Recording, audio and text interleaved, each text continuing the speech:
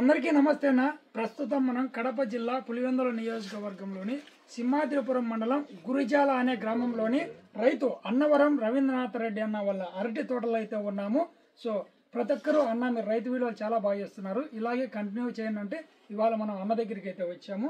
So ఈ అన్న అరటి పంట పెట్టాడు. నెంబర్ 1 క్వాలిటీలో చూస్తున్నారు కదా ఎలా కనపడుతుందో, ఈ నెంబర్ 1 క్వాలిటీలో అయితే ఉంది. ఈ గెల ఇలా వేయడానికి కారణాలు ఏంటి, మొక్క ఏంటి, ఎన్ని రోజులు పట్టింది అన్నని అడిగి తెలుసుకుందాం. అన్న నమస్తే అన్న. నమస్తే అన్న. అన్న ఇది మొక్క రకం ఏంటినా? మొక్క క్యాడిలా అరేనా.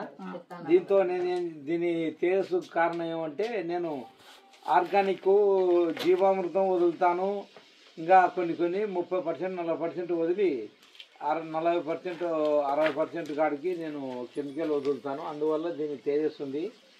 ఇది చేసుకోవడం వల్ల మానవులకు కెమికల్ లేని ఆహారం మనం అందించగలుగుతాము, మన భూమి సారవంతం చేయగలుగుతామని నేను చెప్పగలుగుతాను. Okay, thank you. అన్న ఏం చెప్తున్నానంటే, నేను కెమికల్ తక్కువ వాడి ఆర్గానిక్ ఎక్కువ వాడి ఇటువంటి మంచి దిగుబడి తీసినా అని అన్న అయితే చెప్తున్నాడు.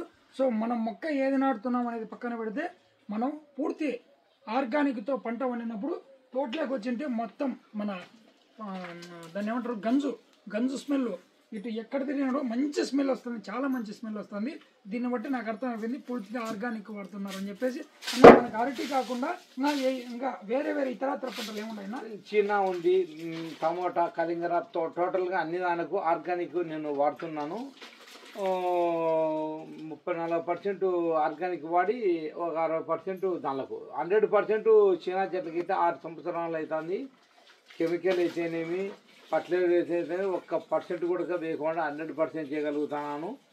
దీనివల్ల మా ప్రకృతి వ్యవసాయం మా టీంకి అయితేనేమి, మా కడప జిల్లా సార్లకైతేనేమి నేను ధన్యవాదాలు చేసుకుంటాను. నేను ఇదే విధంగా రైతులకు భూమి సారవంతం పెంచాలన్నా, మానవ జన్మ మనుగడకు ఈ కెమికల్ లేకుండా తగ్గించి ఈ విధంగా మనుగడకు ఈ విధంగా అందరూ చేయాలని. కాకపోతే కొంచెం వెంటనే పికప్ లేదు, కొంచెం నిదానంగా ఆర్గానిక్లో ఉత్పత్తికి బాగుంటుందని నేను కోరుకుంటున్నాను. ఓకే అన్న, నాకు తెలిసినంత వరకు సింహాద్రిపురం మండలంలో ఇన్ని రకాల పంటలు పండించడంలో కింగ్ అనిపించుకోవచ్చు.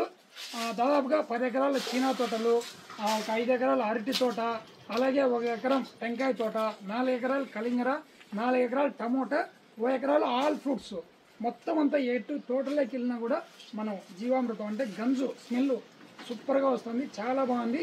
ఇటువంటి స్మెల్ వచ్చినప్పుడు కెమికల్స్ ఏవి కూడా రావు, అంటే మన దీన్ని ఏమంటారు, క్రిమికీటకాలు ఏవి మన తోటలోకి రావు. చూస్తున్నారు కదా, కాయలు షేనింగ్ కావచ్చు, లెంత్ కావచ్చు, చాలా బాగున్నాయి.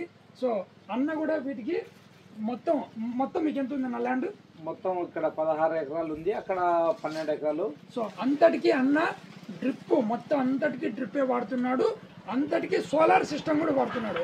సో ఇందాక చెప్పాం కదా, బిఎస్ఆర్ సోలార్ ఎంటర్ప్రైజెస్ వల్ల సోలార్ మొత్తం అంతటికి సోలార్ ట్రాప్స్ అయితేమి ఆ నుండి సోలార్ సిస్టమ్, పందులకు కూడా మనం కంట్రోల్ చేసేదానికి, ఏదైనా పందులు వచ్చి మన జింకలు పందులకు కంట్రోల్ చేసేదానికి అయితే సోలార్ సిస్టమ్ చాలా రైతులకు అనుకూలంగా ఉంటుంది.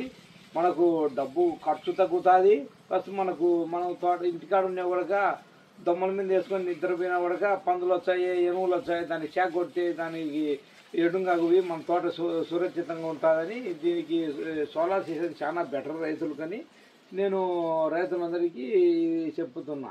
ఓకే, థ్యాంక్ యూ అన్న. సో మన అన్నగారు ఏం చెప్తున్నారంటే, మనం ఇంటి దగ్గర హ్యాపీగా ఉండాలన్నా కూడా బిఎస్ఆర్ సోలార్ సిస్టమ్ వల్ల సోలార్కి సంబంధించిన ప్రతి వస్తువు ఏదైనా కూడా యూజ్ చేయండి, ప్రాణానికి ఎటువంటి ఇబ్బంది ఉండదు, అది జస్ట్ షాక్ తగిలి వెళ్ళిపోతుంది.